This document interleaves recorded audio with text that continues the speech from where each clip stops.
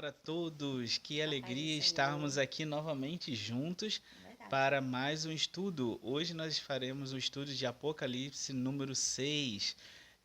Eu gostaria aqui já de agradecer mais uma vez por estarem aqui acompanhando o canal, estarem acompanhando os estudos. Queria já pedir para você deixar o seu like aí no vídeo. Isso vai ajudar muito para que mais vidas possam ser alcançadas, porque a partir do momento que a gente tem like, mais pessoas encontram com mais facilidade É esses verdade. vídeos, né? E também compartilhe, é sempre uma forma de evangelizar, uma forma maravilhosa de espalhar a palavra do Senhor através da internet, né, nessa era digital. Compartilhar é muito importante. Se inscreva no canal para que vocês possam estar acompanhando aí as atualizações do canal, todos os vídeos novos, todas as coisas novas que nós estamos produzindo com tanto carinho. E também comente, é muito importante seus comentários, nós amamos escutar os comentários, Muito importante. escutar não, ler, né? E a gente sempre vai responder, assim que a gente for ver nos comentários, a gente vai responder. Então, se você teve alguma dúvida, você tem alguma coisa que você queira falar, enfim, comente no canal e vai ser sempre muito bom. Queridos, aqui a gente está com uma semana de atraso, né? Para quem está acompanhando o canal toda semana vai sentir isso. Para quem chegou agora, não. Mas é só porque a gente realmente teve um período um pouco gripado aí, né? Tanto eu como minha esposa Geisa, como As nossos crianças. filhos, né? E aí, mas não, a gente não pôde produzir na semana passada, mas estamos muito felizes para estar voltando aí a produção desses vídeos, É né? verdade. E para a gente também tem sido uma grande responsabilidade. Queridos, eu quero já dizer, né, que tudo que nós estamos falando aqui no canal, nós estamos nos esforçando por falar tudo da melhor maneira possível, por fazer tudo segundo aquilo que Deus tem realmente nos revelado. É, Somos homens, somos falhos, mas estamos buscando em Deus ter a responsabilidade de não falarmos nada de nós mesmos. E por causa disso nós estamos estudando bastante, né? Então, só para produzir esse próximo vídeo aqui foi realmente muito tempo de estudo e eu creio que Foi o bastante. Senhor E a gente já revelou. tinha feito A antes gente umas tinha duas feito antes vezes. umas duas vezes já. E essa semana a gente pegou firme E bastante. fez, e Deus foi nos tirando as próprias dúvidas que nós mesmos tínhamos, né? Porque para Verdade. explicar para vocês a gente precisava realmente sanar algumas dúvidas, enfim. Então a gente está muito feliz de estar aqui. Tá friozinho hoje também, para quem, enfim, vê depois. Essa é a semana que chegou essa frente fria aí do Polo Sul aqui no Brasil, que baixou a temperatura. E friozinho é gostoso, e é gostoso justamente para você ficar enroladinho aí no cobertor e Verdade. assistindo um bom vídeo. E eu espero que você possa gostar muito do conteúdo hoje, tá bom? Então, sem mais delongas, eu gostaria de convidar você a abrir a palavra de Deus, a sua Bíblia, em Apocalipse 6. Lembrando sempre, tenha sempre sua Bíblia às mãos para poder estar conferindo conosco tudo que será falado, tá bom? Diz assim: a abertura dos primeiros 6 selos. E havendo o cordeiro aberto um dos selos, olhei e ouvi um dos 4 animais que dizia, como em voz de trovão: Vem e vê. E olhei, e eis um cavalo branco, e o que estava sentado sobre ele tinha um arco, e foi-lhe dada uma coroa, e saiu vitorioso para vencer. E havendo aberto o segundo selo, ouviu o segundo animal dizendo: Vem e vê. E saiu outro cavalo vermelho, e ao que estava sentado sobre ele foi dado que tirasse a paz da terra, e que se matassem uns aos outros. E foi-lhe dada uma grande espada. E havendo aberto o terceiro selo, ouvi o terceiro animal dizendo: Vem e vê. E olhei, e eis um cavalo preto, e o que sobre ele estava sentado tinha uma balança na mão. E ouvi uma voz no meio dos 4 animais que dizia: Uma medida de trigo por um dinheiro, e 3 medidas de cevada por um dinheiro. E não danifiqueis o azeite e o vinho. E havendo aberto o quarto selo, ouvi a voz do quarto animal que dizia: Vem e vê. E olhei, e eis um cavalo amarelo, e o que estava sentado sobre ele tinha por nome Morte. E o inferno seguia, e foi-lhes dado poder para matar a quarta parte da terra com espada e com fome, e com peste e com as feras da terra. E havendo aberto o quinto selo, vi debaixo do altar as almas dos que foram mortos por amor da palavra de Deus e por amor do testemunho que deram. E clamavam com grande voz, dizendo: Até quando, ó verdadeiro e santo dominador, não julgas e vingas o nosso sangue dos que habitam sobre a terra? E a cada um foi dada uma comprida veste branca, e foi-lhes dito que repousasse ainda um pouco de tempo, até que também se completasse o número de seus conservos e seus irmãos que haviam de ser mortos como eles foram. E havendo aberto o sexto selo, Olhei, e eis que houve um grande tremor de terra. E o sol tornou-se negro como saco de silício, e a lua tornou-se como sangue. E as estrelas do céu caíram sobre a terra, como quando a figueira lança de si os seus figos verdes, abalada por um vento forte. E o céu retirou-se como um livro que se enrola, e todos os montes e ilhas foram removidos do seu lugar. E os reis da terra, e os grandes, e os ricos, e os tribunos e os poderosos, e todo servo, e todo livre se esconderam nas cavernas e nas rochas das montanhas, e diziam aos montes e aos rochedos: Cai sobre nós, e escondei-nos do rosto daquele que está assentado sobre o trono, e da ira do Cordeiro, porque é vindo o grande dia da sua ira, e quem poderá subsistir? Aleluia, glória a Deus por sua palavra. Amados, é, esse é o canal Songs of Tomorrow Ministry, e como eu já falei nos vídeos anteriores, a gente está fazendo uma série de estudos bíblicos, e Deus tocou muito no nosso coração que a gente estivesse falando sobre o final dos tempos, né? Essa é a próxima etapa da humanidade, né? Nós, ao ler a palavra do Senhor, nós nos deparamos com várias fases da humanidade. E essa é a próxima etapa. E isso é muito importante que possamos estar atentos aos sinais, né? E a abertura do sexto selo, a abertura do livro, né?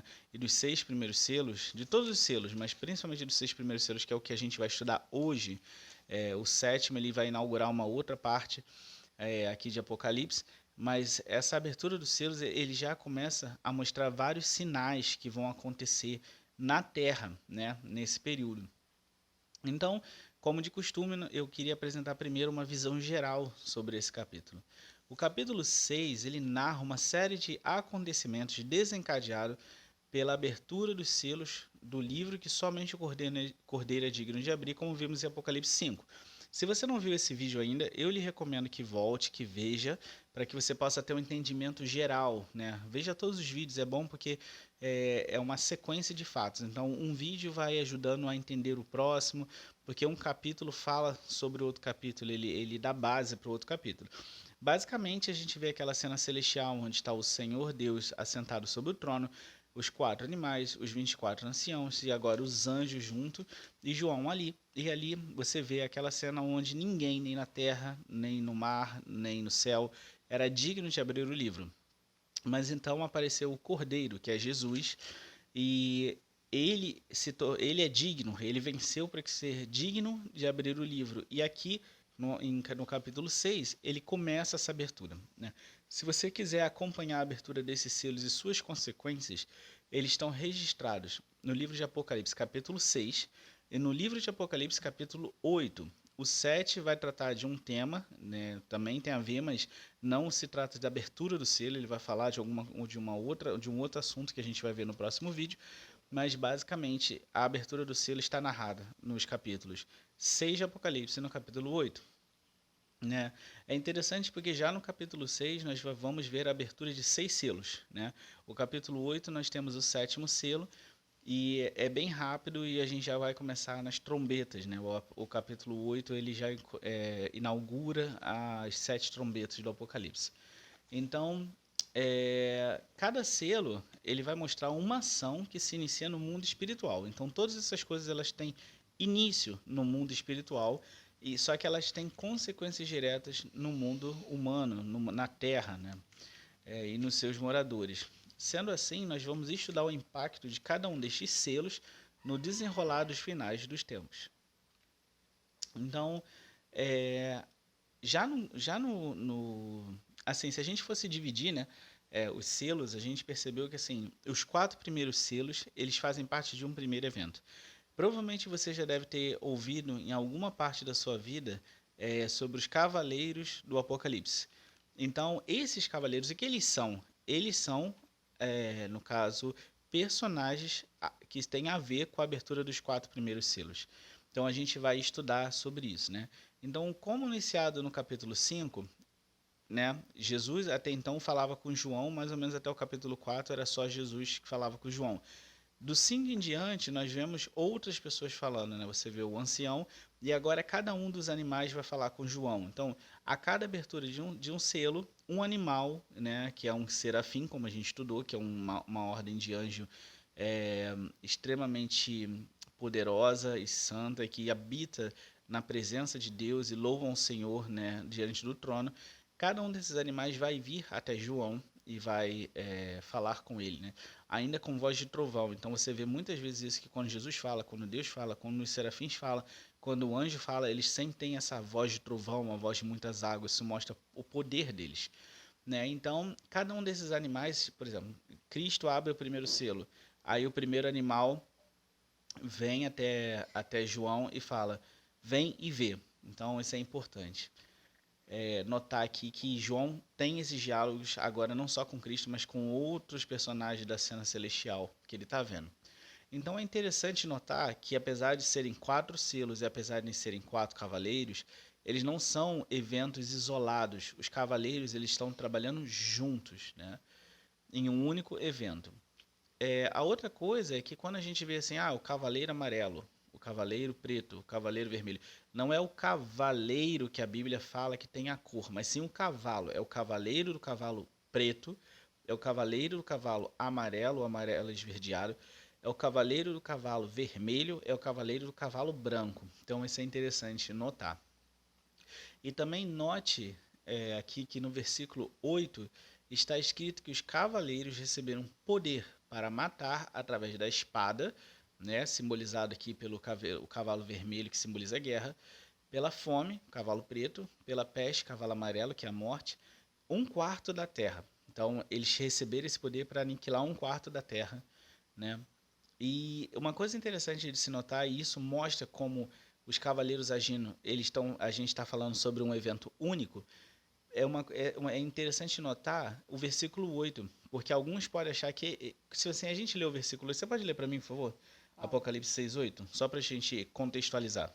E olhei e eis um cavalo amarelo. O que estava sentado sobre ele tinha por nome Morte, e o inferno seguia, e foi-lhes dado poder para matar a 4ª parte da terra, com espada e com fome, com peste e com Amém. as feras da terra. Amém. Então, às vezes, se você ler só esse versículo isolado, você vai achar que foi dado poder ao 4º cavaleiro e ao inferno, mas não é isso que está escrito. O que está querendo simbolizar, o que está simbolizando esse versículo é que foi dado poder aos 4 cavaleiros.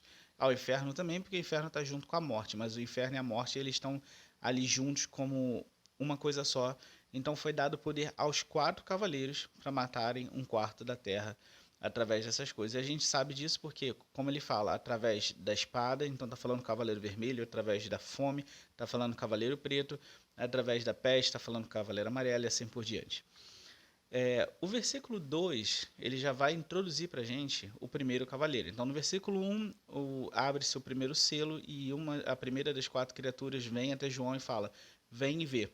E ali, João vê o primeiro cavaleiro que está montado em um cavalo branco. E uma expressão muito interessante diz que ele cavalga para vencer.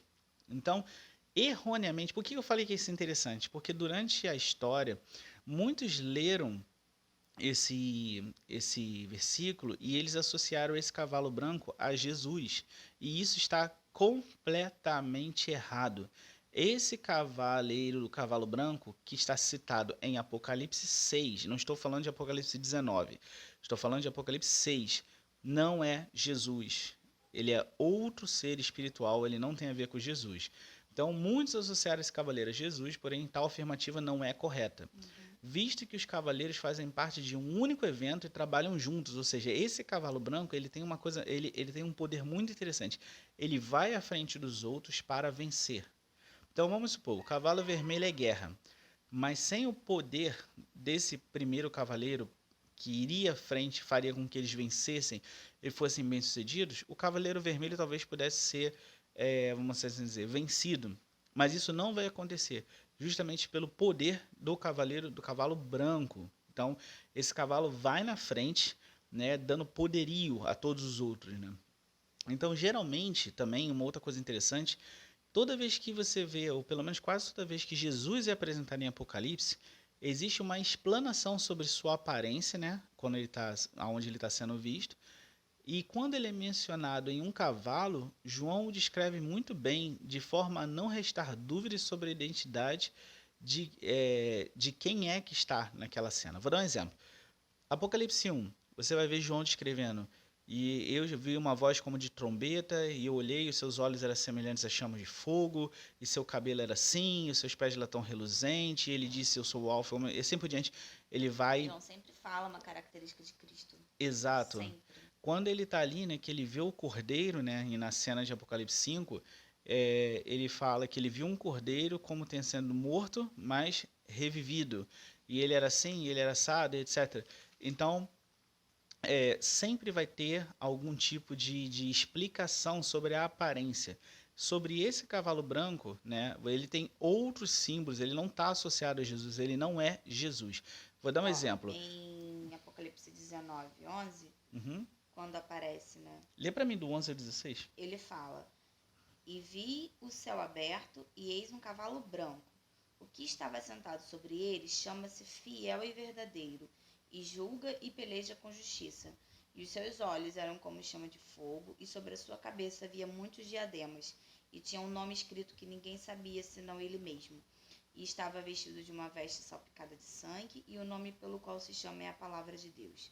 E seguiam-no os exércitos que há no céu, em cavalos brancos e vestidos de linho fino, branco e puro. E da sua boca saía uma aguda espada, para ferir com ela as nações, e ele as regerá com vara de ferro.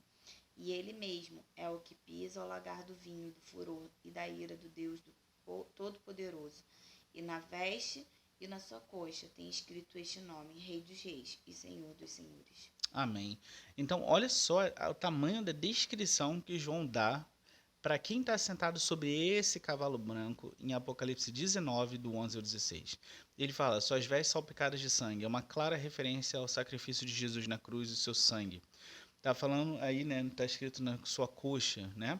Tá Rei escrito dos reis, Senhor dos Senhores. senhores, uma clara referência a Jesus. Cadê? Tá falando sobre a vara de ferro. Por várias vezes na Bíblia você vê falando que Jesus as regeria com vara de ferro às nações. Isso tem inclusive na carta às 7 igrejas. A uma delas ele fala isso. A espada A aguda. espada aguda que sai da sua boca, não é? Uhum. Se você ler Apocalipse 1, a descrição ele fala que saiu uma aguda espada afiada. Ou seja, a palavra de Deus, ele é chamado a palavra de Deus. Jesus é chamado verbo de Verbo. Deus. Em João fala, o princípio era o verbo era Deus, o verbo estava com Deus. Sem ele, nada do que foi feito se fez, assim por diante. Então você vê claras menções que comprovam que aquele a qual João estava vendo em Apocalipse 19, do 11 ao 16, era Jesus. Nesse caso aqui, João está vendo um cavaleiro montado sobre um cavalo branco. E aí você fala assim, mas existe só um cavalo branco? Não. Aqui em Apocalipse 19, 11, você vê que a multidão dos exércitos celestiais estava vindo com Jesus montado também em cavalos brancos. Se você ler Zacarias, você vai ver a menção, se não me engano, a cavaleiros vermelhos, não é? A cavaleiros vermelhos, e você lê também Ezequiel, você vai ver outras menções a cores de cavalos, cavalo cinza. Então, cada um desses cavalos existem, não significa que esse cavalo branco é Jesus. Ele cavalga para vencer, como eu falei, porque ele é uma característica importante dentro da narrativa, ok? Vamos lá. Seguindo. Esse primeiro cavaleiro, ele leva a vitória aos cavaleiros, né, que virão depois dele, como a gente já conversou. Só que ele tem um arco na mão e uma coroa. Então, o que seria isso? O que isso simbolizaria? O arco, ele simboliza poder bélico, ou seja, força, né, na guerra. A coroa significa poder, né? Quando você pega um rei, por que o rei usa uma coroa? Aquilo ali é o símbolo do poder dele, né? Então, sendo assim, eles triunfarão, ou seja, eles serão bem-sucedidos naquilo que eles saíram para fazer. Já no versículo 4, meus queridos, nós somos introduzidos ao próximo cavaleiro. É o cavaleiro do cavalo vermelho, que simboliza a guerra. É muito interessante a gente notar a sabedoria de Deus. Por muitas vezes, ao longo da história, Deus usou a própria cultura da época para tornar a sua mensagem de uma maneira mais fácil de ser assimilada, né? Eu acho que a cor vermelha sempre foi associada à guerra por causa do sangue, mas principalmente na época quando João escreveu isso, era uma época onde você tinha acabado de ter um pouco tempo atrás tinha tido o Império Grego e agora o mundo estava sob a influência do Império Romano e ambos eles formavam, no caso, o Império Greco-Romano. E por que isso é importante? Porque na mitologia grega existia uma divindade, né, dos gregos lá, que é associada à guerra, que era o Ares. E na mitologia romana, que adorava praticamente os mesmos deuses, o nome do Ares não era mais Ares, era Marte. E ambos eles tinham a cor vermelha como símbolo. E Ares e Marte eram associados como deuses da guerra, né?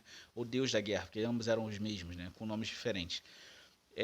E Deus permite que esse cavaleiro também seja vermelho. Eu acredito que não seja nem por isso. Ele é vermelho porque é vermelho, mas mesmo assim, ele só ajuda a mensagem a ser compreendida de uma forma mais fácil pela simbologia da cor que está sendo usada, né? Quando eu falo isso, eu também falo assim, porque o inimigo é mestre na mentira. Então, na verdade, ele pega as coisas de Deus e tenta mostrar que, não, isso aqui a humanidade usava isso. Não, o céu existe há muito, muito, muito, muito antes da terra, e ele sabe disso. Enfim, então, na verdade, essa cor da guerra, ela já existe no mundo espiritual há muito mais tempo até do que no mundo carnal.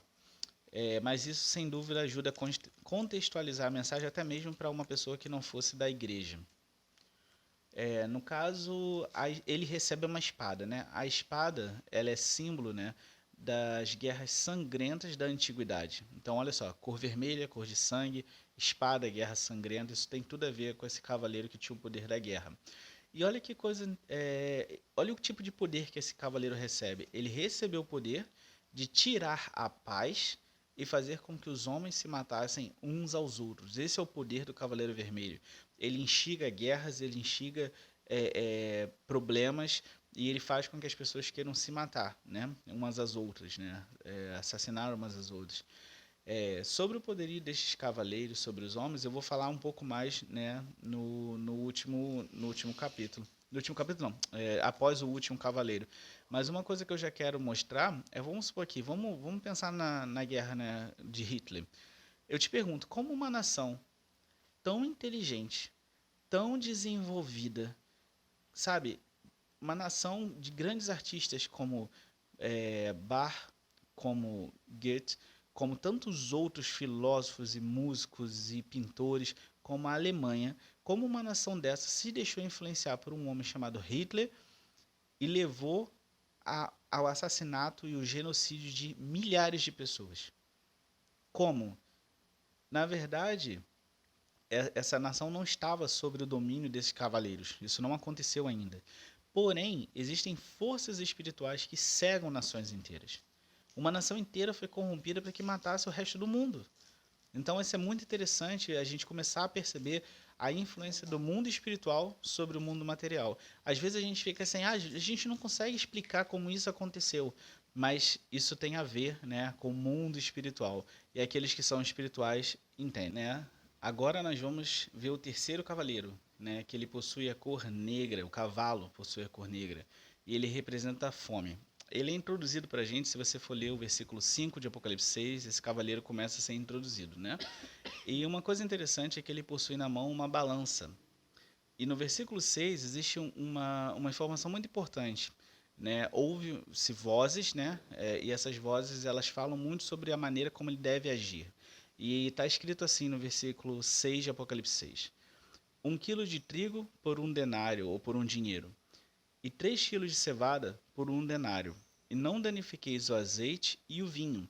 Queridos, para a gente poder contextualizar e fazer você entender o que isso significa, 1 denário era a moeda mais comum no Império Romano. É como se fosse 1 centavo, na verdade. E, em geral, ela significava o valor da jornada de um dia de trabalho de um escravo ou de um trabalhador, mas principalmente de um escravo. Acredita-se que ele tinha valor suficiente para comprar comida de um dia inteiro. Ou seja, se aquele escravo trabalhasse o dia inteiro, ele conseguiria comprar suficientemente comida para se alimentar de manhã, no almoço, de tarde e na janta. Então era basicamente o valor que ele conseguiria. Só que o interessante é que naquela época, de acordo com E.W. Bullinger, uma medida de trigo poderia ser comprada por um oitavo de denário. Então, ainda que essa fosse a moeda mais comum, ou seja, de maior circulação no Império Romano, ainda que ela significasse a jornada de um dia de trabalho, você conseguiria comprar bastante comida para você sobreviver o dia inteiro por 1/8, né? 1/8. Então, olha quanto resta ainda do denário se a pessoa tivesse. Não era muita coisa, mas dava bastante coisa, dava para sobreviver e alimentar uma família. Normalmente, eu estou falando isso normalmente. Então, o que acontece? Quando, uma coisa importante aqui também para ressaltar, antes de eu explicar o que essa taxação quer dizer, é que o trigo, na época do Império Romano, era considerado o grão mais nobre, porque ele era o grão considerado como o grão mais saudável e mais nutritivo, mais rico nutritivamente falando, né? Ou seja, se a pessoa comesse trigo, ela teria uma boa alimentação. Ele era o mais valioso grão da época. E no caso da cevada, a cevada era considerado como um grão pobre, um grão de baixo teor calórico ou alimentício. E no caso, a cevada era considerada comida de pobre. Então, se você era pobre na época do Império Romano, provavelmente você comeria cevada, porque você não teria condições de ficar comprando trigo. O versículo quer dizer, aqui, né, quando ele fala, né, como é que é? Uma medida de trigo para um dinheiro, ou um denário. 3 medidas de cevada para um denário. Significa sobre fome e inflação. Inflação sobre os alimentos, né? Esse cavaleiro ele tem o poder de inflacionar os alimentos e causar fome, né? A inflação ela vem por causa da fome, é a lei da oferta e da procura, né? Quando a gente tem muito produto e pouca demanda, a gente abaixa o valor. Quando a gente tem pouco produto e muita demanda. Não, perdão. Quando a gente tem muita demanda, a gente. Como é? É isso mesmo. É isso, desculpa. Você estava certo. Eu estava certo. Enfim. Quando tem pouco, sobe o preço. Quando tem muito, abaixa o preço. Então, basicamente é isso. Então, por causa da escassez de alimentos que vai haver na época, né, você vai ter que pagar muito mais alto para você ter pouco alimento. Na verdade, para você ter um pouco de alimento, você vai ter que pagar muito mais do que você normalmente pagaria. Então, isso tem a ver com fome, isso tem a ver com escassez de alimento, né? Então, no caso, o trabalhador aqui, o que ele está querendo dizer é que nessa época que o cavaleiro preto atuará, né, o trabalhador, após um dia de trabalho, ele só seria capaz de comprar alimento para ele. Então, se ele quiser comprar um alimento melhorado como trigo, ele não conseguiria, se ele tivesse família, aquela medida era uma medida só para ele. Ele não ia conseguir alimentar a esposa, os filhos, etc.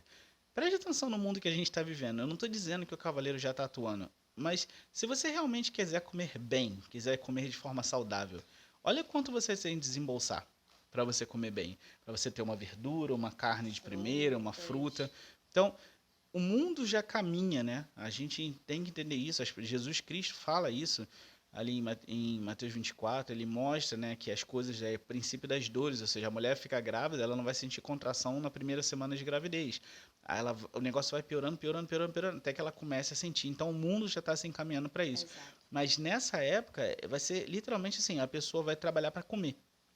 E ela só vai ter aquela ração, assim, exata para ela, né? Se ela quiser comprar, no caso, esse alimento um pouco mais nobre. No caso aqui, se fala da cevada. Então, 3 rações de cevada, 3 medidas de cevadas por um denário. Então, quer dizer que as pessoas que têm família ou precisam sustentar uma casa, enfim, elas vão ter que optar por um alimento de pior qualidade, porque vai ser o que o dinheiro delas vai comprar. Ou seja, o mesmo dinheiro vai ser capaz de comprar somente um pouco de comida melhor para a pessoa, ou vai ter que diminuir o valor, ou seja, para poder comprar para a família inteira, né? Então, isso é muito importante a gente notar, né? Então, no caso, esse alimento, como eu falei, é de baixo valor nutritivo, então isso provavelmente acarretará outros problemas, como desnutrição, como doenças, como, enfim, todos os problemas advindos de uma péssima dieta, de uma péssima alimentação, né? Seguindo. No próprio coronavírus, né? Eles falam que para você melhorar a sua imunidade, você tem que comer bem. Melhor. Se você não come bem... Se você não come bem, o seu corpo fica vulnerável. Ou seja, não é nem só uma questão, uma questão de você das coisas advindas diretamente, como da desnutrição, mas é uma coisa que vai desencadear problemas no seu corpo inteiro, né? A gente sabe que a alimentação é extremamente importante. E na época desse Cavaleiro Preto, isso vai ser um problema, porque vai haver fome em toda a terra. Mas a fome ela também não vai ser geral. O que, que eu quero dizer com geral? Se você pegar esse versículo 6, você vai ver que existe uma ordem para o cavaleiro preto não danificar o azeite, que era mais nobre, mas também era algo, na verdade sim, o azeite era algo comum em toda aquela sociedade, era uma das coisas mais consumidas. E o vinho também, que era mais nobre, né? Então, eu acredito, né, que as classes mais baixas elas vão ser as primeiras que vão sofrer com a fome. Elas vão sofrer mais com a fome. Porque se a pessoa não tem dinheiro para comprar trigo ou cevada, ela vai ter dinheiro para gastar com azeite e vinho. Então, e vinho também está associado também com diversão, vamos assim dizer, lazer, né? Porque é uma bebida alcoólica, uma bebida que muitas vezes ela é consumida mais por causa da euforia que ela dá, não pelo valor nutricional dela, mas a fome não vai ser geral. Existirão produtos que se manterão. Então, quem mais será provavelmente afetado com essa fome na época?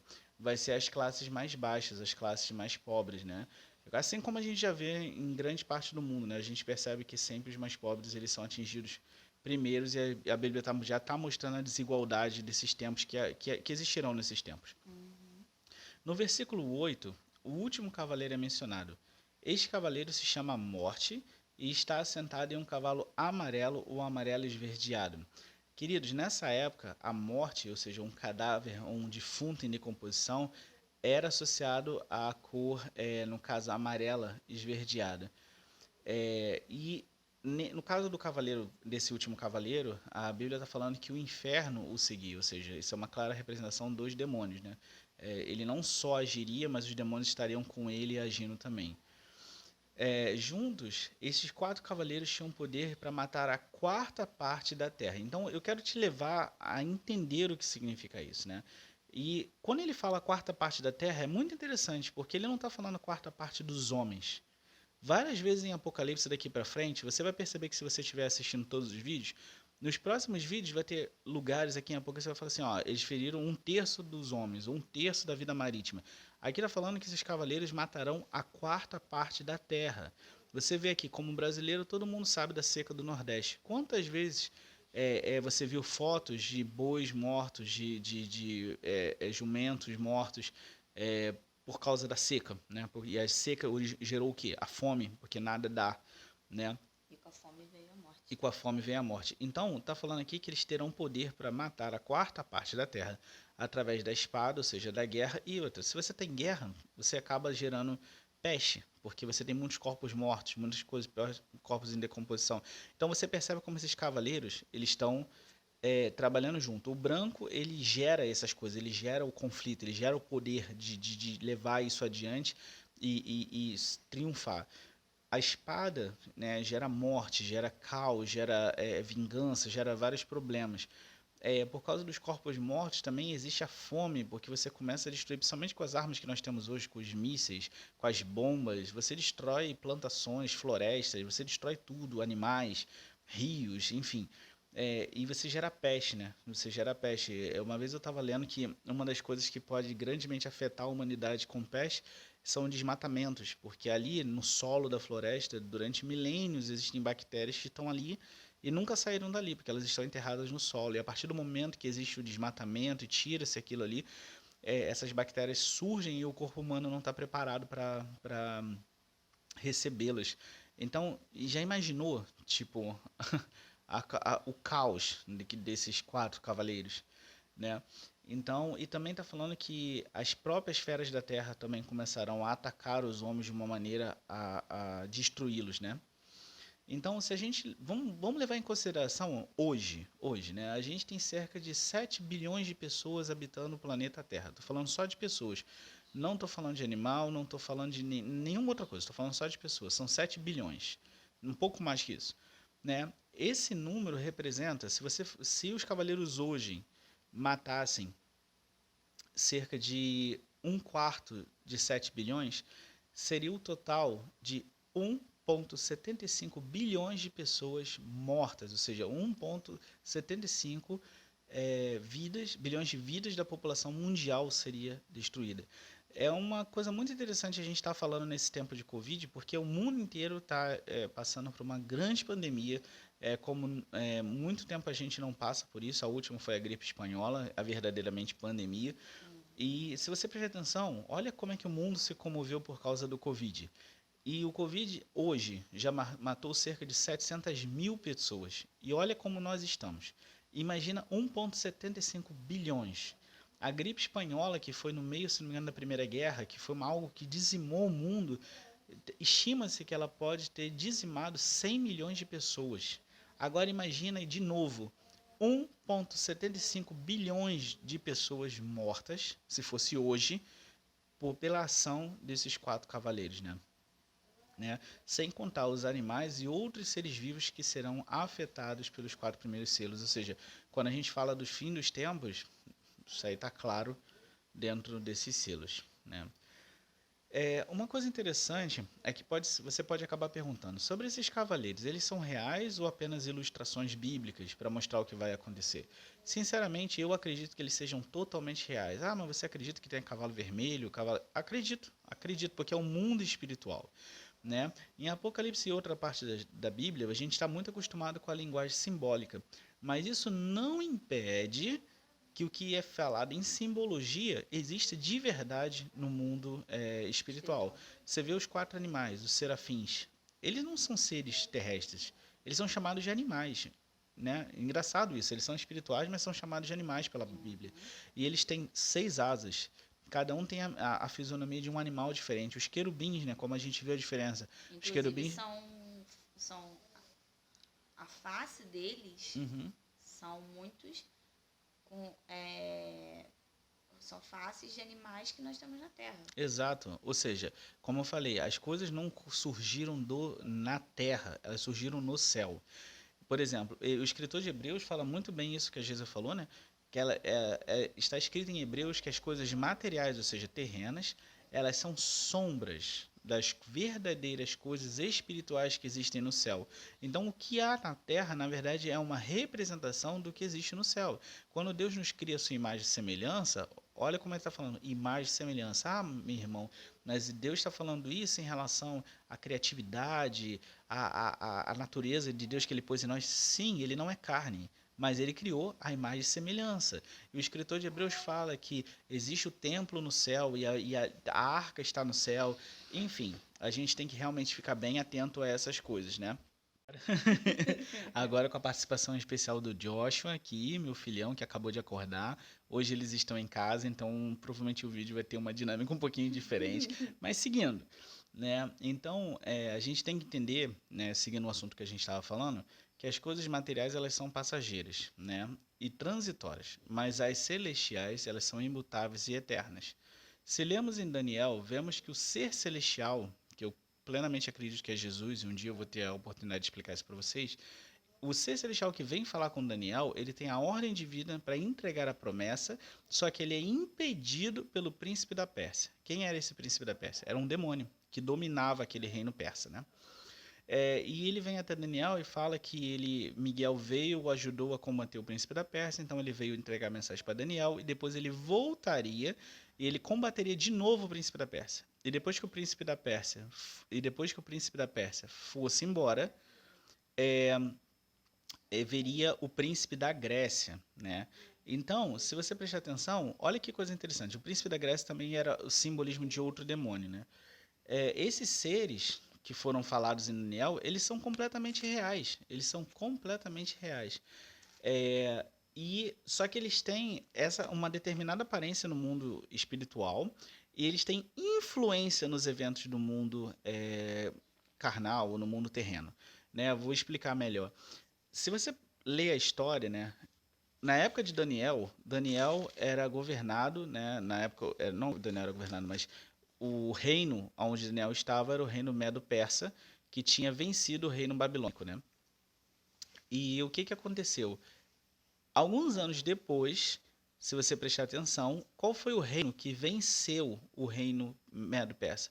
Foi o reino grego. Ou seja, olha o que esse ser espiritual fala para Daniel, que ele está combatendo o príncipe da Pérsia. E quando o príncipe da Pérsia caísse, ou fosse embora, ou seja, caísse, viria o príncipe da Grécia. E foi exatamente isso. O reino persa foi subjugado pelo reino de Alexandre o Grande, que se tornou, no caso, o reino grego, né? Alexandre, se não me engano, era da Macedônia, e depois o reino se dividiu em quatro, e era o reino grego, o período helênico, ou seja, o príncipe da Pérsia, enquanto estava no poder, fazia com que o reino persa prosperasse. E depois que ele caiu, o príncipe da Grécia veio e fez com que o reino grego prosperasse na terra. Nenhum dos homens viu esses príncipes, nenhum dos homens viu esses seres espirituais, mas claramente nós vemos a atuação deles igual o ser espiritual falou com Daniel. Então agora Jesus está cuidando do Joshua, né? E aí eu tô sozinho agora, mas ela tá ali do lado me dando suporte. Mas então, seguindo também o que a gente estava falando. Então, assim como teve essa ilustração do príncipe da Pérsia e do príncipe da Grécia, eu acredito fielmente que os cavaleiros do Apocalipse são reais, eles vão atuar na época dos que os selos forem ali tirados, né? E eles são figuras reais que habitam no mundo espiritual e que a eles é outorgado, no caso, poder, né? Eles são outorgados com poderes sobre o mundo terreno, né? Nós vemos a menção aqui, por exemplo, ao Cavaleiro Vermelho. Ele tinha o poder de tirar a paz da terra. Ou seja, os homens não vão entender o que está tirando a paz. Eles vão ficar sem paz. E ele também tinha o poder de fazer com que os homens se matassem. Ou seja, os homens não vão entender por que eles estão matando uns aos outros, mas eles vão estar sendo impelidos para isso. Mas isso eu estou dizendo os homens maus. Não estou falando aqui daqueles que são transformados pelo Senhor. Ele está atuando na humanidade, como a gente já vê, pela própria falha humana. Ele está usando essa fraqueza da humanidade. E o cavalo preto tinha uma balança na mão, com a qual ele cumpriria a ordem de uma medida de trigo para um denário, 3 medidas de cevada para um denário, e não danificar o azeite e o vinho. Ou seja, eles são literalmente seres espirituais que existem, eles não são só simbolismos, mas eles não. Eles têm poder, no caso, sobre o mundo material. Apesar de literalmente eu acreditar que os homens vão começar a ver esses seres celestiais agindo antes do fim, né? Quando a gente vai chegando para o final de Apocalipse, você vai vendo que os homens vão ter contato com os seres celestiais e eles vão saber exatamente quem é quem na história, com quem eles estão lutando. Vai chegar uma hora que os homens vão saber, eu estou lutando contra Deus, é isso que eu quero.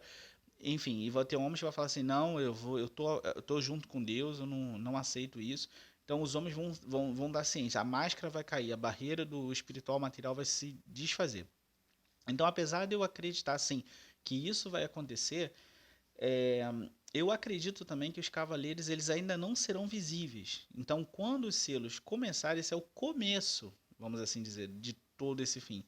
Então, esses cavaleiros, eu acredito que eles não serão visíveis, ou seja, eles vão ser invisíveis à humanidade nesse tempo, sendo que somente o seu poderio será sentido pelos homens e pela terra que serão afetados por suas ações. Então, irmãos, apesar de literalmente eu acreditar que a humanidade, a barreira que separa, que impede a gente de ver o mundo espiritual vai cair, mas ao mesmo tempo, nesse fato aqui dos cavaleiros, eles ainda não serão vistos, mas o seu poder será sentido pela humanidade. No caso aqui, a gente vai agora para a abertura do quinto selo, né? Essa abertura é marcada por um grande evento no céu, onde João vê as almas, né, dos que estavam debaixo do altar. Quem eram essas pessoas? Eram os cristãos, os servos do Senhor, os fiéis, que eles foram mortos por causa da palavra de Deus e pelo testemunho que eles deram. E eu acredito que isso daí não tem a ver só com grande tribulação, mas isso daí tem a ver com todos os mártires que existiram lá desde que o mundo é mundo, né? E aqui a Bíblia fala, né, que os mesmos louvam a Deus e eles clamam a Deus com alta voz, perguntando sobre quando o Senhor virá vingar o sangue deles, dos que habitam sobre a terra. Neste momento, eles são vestidos com novas vestes, são vestes brancas, que simboliza pureza, e são consolados a esse respeito, através de palavras que foram ditas a eles, que diziam que eles deveriam aguardar um número de irmãos e conservos que ainda deveriam ser mortos como eles foram por amor a Deus. Isso mostra a violência contra os cristãos que estará acontecendo na terra nesse período, né? E Jesus já havia predito isso, né? Que alguns, inclusive, nos matariam, achando que estavam prestando um grande favor a Deus. Então, muitas vezes a gente lê sobre esses julgamentos a Deus e a gente não entende por que desses juízos tão complicados. Mas nós estamos falando aqui de uma humanidade falida e falida espiritualmente e moralmente, e que não possui os valores santos de Deus, e que praticam o mal sem se sentirem culpados por isso. Ou seja, a gente está falando de uma humanidade totalmente afastada da vontade de Deus aqui, tá? Então você entende por que esses juízos são tão duros contra a humanidade. Assim como Jesus ilustra o que acontecerá na Terra, assim como Jesus ilustra que o que acontecerá na Terra são como as dores de parto de uma mulher, isto mostra que a maldade e a crueldade que já estamos vivendo hoje em dia já existem pessoas na China, no Oriente Médio, os pastores tiveram que fugir porque pessoas estavam tentando matá-los. Então, essa maldade e crueldade que a gente está vivendo, assim como a mulher em dor de parto, que começa leve e depois fica pesado, essa maldade ela chegará a um nível terrível e insuportável. E os servos de Deus serão perseguidos ainda mais por sua fidelidade a Deus. Ou seja, quanto mais fiéis a Deus, mais perseguição haverá. E agora, a abertura do sexto e último selo. A abertura do sexto selo inicia um grande evento planetário e cósmico. Eu gosto muito no caso do universo, de coisas cósmicas, eu acho que todo mundo que gosta realmente de cosmologia deveria ler Apocalipse, porque aqui Apocalipse ilustra vários eventos que vão acontecer realmente, né? E o que diz no caso aqui do o sexto selo? Primeiro haverá um terremoto gigantesco que moverá as ilhas e as montanhas. Você pode achar isso nos versículos 12 e 14 de Apocalipse 6. Depois, o sol vai ficar escuro e a lua terá uma coloração vermelha como sangue. Haverá a queda de estrelas sobre a terra, como figos verdes quando um vento forte sacode a figueira, e os céus se recolherão como um pergaminho. Então, vamos explicar um pouco sobre esses eventos, né? Apesar de que a gente também só vai entender exatamente o que isso significa na época que isso acontecer, mas dá para a gente entender um pouco sobre o que esses fenômenos serão. Né? A gente consegue ter um deslumbre das consequências para aqueles que vão viver nesses dias. Primeiro, nós sabemos que existem grandes fendas, né, entre placas tectônicas, como a de San Andreas, nos Estados Unidos, e um colapso em várias ao mesmo tempo pode existir, se Deus quiser. Deus pode fazer com que todas as fendas entrem em colapso ao mesmo tempo. Então, se ele quiser que isso aconteça, a mulher que está com dores de parto, ou seja, a terra, uma das características das dores de parto é o terremoto, que começaria a ficar frequente, mais forte. Enfim, a terra pode entrar em colapso, né, em relação a essas fendas tectônicas. E aqui está escrito que haverá um terremoto gigantesco, né?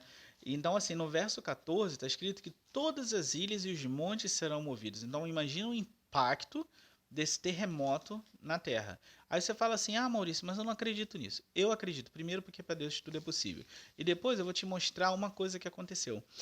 Teve um tsunami há muito tempo atrás, se não me engano, na Indonésia. Foi um tsunami gigantesco. E eu lembro de ter visto uma reportagem, cientistas afirmando que a Terra sempre ficou meio inclinada, o seu eixo foi meio inclinado. E por causa do tsunami, tinha mudado a inclinação da Terra. Olha isso, um tsunami em um lugar isolado, não foi em todo mundo, mudou a inclinação do planeta. Não é? Então, o que é para Deus mover as ilhas e montanhas? Nada. Principalmente com um terremoto destas proporções. Só que a gente tem que ir além, né? Se esse terremoto ele tem uma magnitude global, imagina o caos promovido pelo mesmo, né? Porque o terremoto ele tem potencial para gerar tsunamis, né? Você vê o Japão que teve tsunami, você vê a Indonésia e vários outros lugares. Você vê também que ele pode também gerar erupções vulcânicas, né? No mundo inteiro, né? O vulcão também está muito ligado com essa questão da placa tectônica e da pressão do solo. Então, como consequência do evento principal, que é o terremoto, outros eventos destruidores podem acontecer na Terra também. O Sol ficar escuro e a Lua com cor de sangue não significa a morte da nossa estrela, porém algo pode acontecer que mudará a luminosidade e o calor do Sol em direção à Terra, e isso pode afetar o quanto o planeta receberá de luz. Isso é especialmente perigoso e danoso e nocivo para as plantas que fazem fotossíntese. Para a gente também, mas principalmente para as plantas. E no caso do calor, esse é danoso para a gente, não só para a gente. Tanto a luz como o calor são elementos essenciais para o desenvolvimento e manutenção da vida no planeta Terra. Então, imagina o que seria isso. Aí você fala assim, mas como isso vai acontecer com o Sol? Tem uma estrela, se eu não me engano, o nome dela é Betelgeuse. Eu não lembro, não sei falar direito, pronunciar direito, mas se não me engano é Betelgeuse. É uma das estrelas mais brilhantes e durante algum tempo os cientistas ficaram encucados porque ela perdeu um pouco do seu brilho. E essa semana eu estava lendo algo que o telescópio Hubble pôde notar. Na verdade, ela perdeu muito do seu brilho, ela caiu em categoria, ela é uma gigante vermelha. E os cientistas, através do telescópio Hubble, descobriram que, pelo que parece, ela ejetou grande quantidade de matéria de dentro do seu núcleo para o lado de fora. Isso gerou uma densa poeira cósmica e isso impediu que a luz de Betelgeuse chegasse aqui na Terra. Então aí eu te pergunto, os cientistas nunca tinham visto isso antes, né? E isso pode simbolizar que ela em pouco tempo se transformará em uma supernova, enfim. Existem várias outras explicações. Mas o que eu quero dizer é que existem eventos que nós não compreendemos, que podem sim fazer o Sol perder a sua luminosidade, seja temporariamente ou para todo sempre. E a Bíblia afirma que alguma coisa vai acontecer de ordem cósmica que vai atrapalhar a luz solar e vai também afetar a Lua. E esses são eventos cósmicos. E Deus é poderoso para agir assim. A Bíblia fala que ele chama as estrelas pelo nome, elas vêm e vão para onde ele deseja. Existe uma outra menção sobre estrelas, né, que nesse capítulo, que fala que as estrelas cairão na terra, né? Mas isso como figos, né? Quando a figueira é atingida por um vento forte. Mas as estrelas caindo, elas não significam uma estrela como o Sol. Então, quando você lê esse versículo, não pensa que o Sol vai cair na Terra. Não é isso que está falando. Até porque não dá para o Sol cair na Terra, dá para a Terra cair no Sol. O Sol é gigante, ele é muito maior que a Terra. Então, na verdade, o Sol engole a Terra. Não a Terra é um ponto na superfície solar. Então, no caso aqui, o que quer dizer essas estrelas? O que vai querer dizer essas estrelas caindo aqui? Na verdade, está falando sobre cometas, sobre asteroides, sobre esse tipo de corpos celestes que cairão na Terra.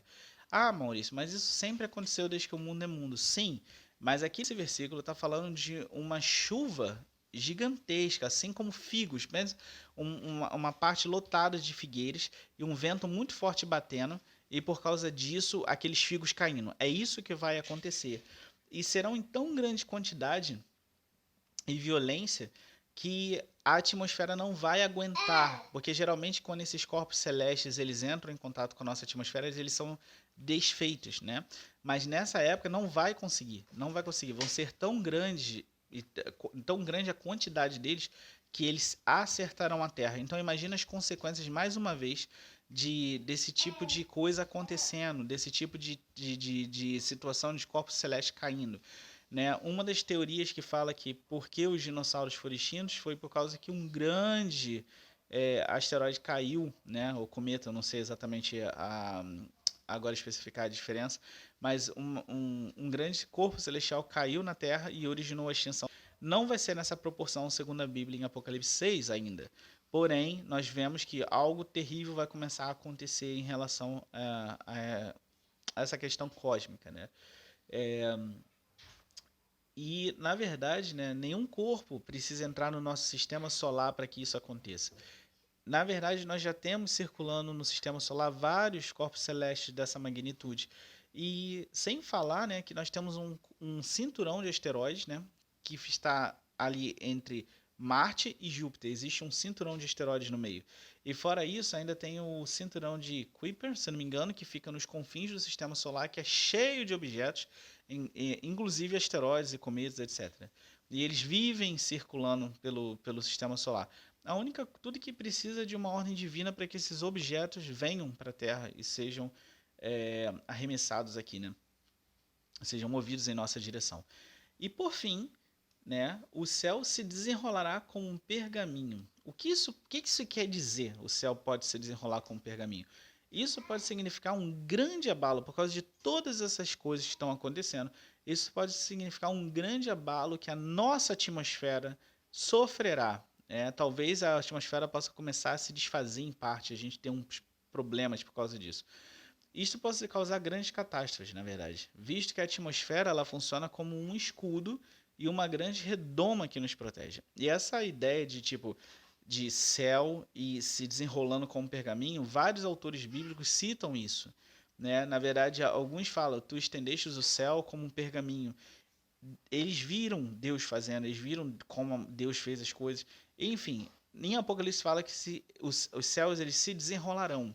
Então, provavelmente se trata de um evento também na atmosfera terrestre, que vai acontecer alguma coisa devido a esses problemas. E isso vai afetar grandemente a atmosfera. E lembrando que a atmosfera é um escudo para a gente. Ela nos protege dos raios solares, ela nos protege, ela nos ajuda a ter o oxigênio e ter, enfim, todas as coisas que nós necessitamos para sobreviver. Então imagina uma época onde até mesmo a nossa atmosfera vai sofrer os efeitos e as consequências, né, do julgamento que estará sendo feito sobre o mundo. Então, em conclusão, é mencionado que todos os homens, não vai ser homem rico, homem pobre, homem ímpio, não. Está falando que todos os homens de todas as classes sociais, quer livres, quer escravos, quer, enfim, pobres, ricos, enfim, sei lá, comunistas, capitalistas, socialistas, enfim, o que todos eles vão se esconder devido a tais acontecimentos. E eles vão temer o que vai estar por vir. E isso nos leva a entender duas coisas importantes sobre essa época. A primeira, a ciência humana evoluirá de tal forma que todos entenderão as consequências de cada um destes eventos. Antigamente, quando um desses eventos aconteciam, as pessoas ficavam supersticiosas e começariam a fazer várias outras coisas. Ah, foi a fúria de um Deus, etc. Vai ser a fúria de Deus, sim, mas do único e verdadeiro Deus. Mas as pessoas, elas agora vão ter entender, caramba, cara, tá chovendo asteroide, caramba, olha o tamanho do terremoto, caramba, meu Deus. Elas vão entender, a ciência humana vai evoluir de um jeito que elas vão entender o que esses eventos vão significar para a vida da humanidade e do planeta. E segundo, uma coisa muito interessante, a barreira do material e do espiritual estará mais uma vez ruindo. Por quê, pastor Maurício?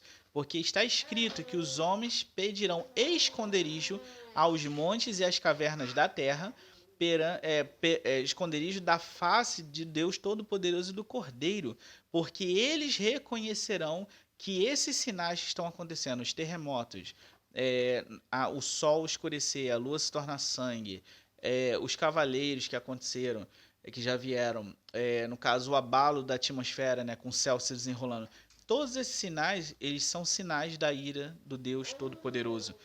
Está escrito, todos os homens se esconderão e pedirão refúgio para se esconder da ira do Deus Todo-Poderoso. Ou seja, não haverá mais dúvida. Eles não acharão que isso daqui é por causa do sistema tal, ou por causa que estava um cometa no nosso caminho. Não, eles entenderão que Deus está fazendo essas coisas. Deus está julgando a maldade e o pecado humano. Então, queridos, essa foi a explanação de Apocalipse 6.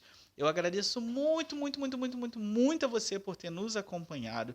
Desejo que Deus e oro para que Deus os abençoe a cada dia mais e faça com que vocês consigam entender, porque o meu povo, segundo a Bíblia, fala, né, o povo perece por falta de conhecimento. Então aqui nós estamos dando conhecimento para vocês, para que vocês possam estar despertos e entender o que está preparado para cada um, né, de nós, para nós, aqueles que servem a Deus a salvação, para aqueles que não querem a perdição eterna. Enfim, eu desejo realmente que vocês possam entender e que aqueles que ainda não tomaram sua decisão possam decidir e fazer a melhor escolha, que é Deus, que é o amor, que é a verdade. Ele trata com justiça e nessa época ele vai tratar com juízo aqueles que fizeram mal, aqueles que destruíram o planeta, aqueles que adulteraram, aqueles que... Quando eu falo isso, eu falo realmente aqueles que quiseram ver uma vida no pecado, que o desprezaram. Então isso vai acontecer, então é importante nós estarmos alertas. Então, convido você para estar vendo os outros vídeos da série, que se você não viu, convido você para estar se inscrevendo no nosso canal, tá bom? Também deixe o seu like, é muito importante para nós o seu like. Ative aí o sininho para que você possa receber as notificações. Comente, né? Compartilhe com seus amigos. Muito obrigado, né, mais uma vez por sua audiência aí. E peço desculpas aí, porque hoje foi um pouquinho diferente, mas é porque a gente tem que realmente cuidar aqui dos filhos, fazer o vídeo, enfim. Esse aqui é o meu filhão, a minha filhona tá lá na cozinha. E eu agradeço mais uma vez a Deus pela vida de vocês, tá bom? E esse é o canal Songs of Tomorrow Ministry. Até semana que vem. Vem cá, Marie. E essa aqui é a minha filhona, Marie. Então, fiquem com Deus. Deus abençoe a cada um de vocês. Tchau.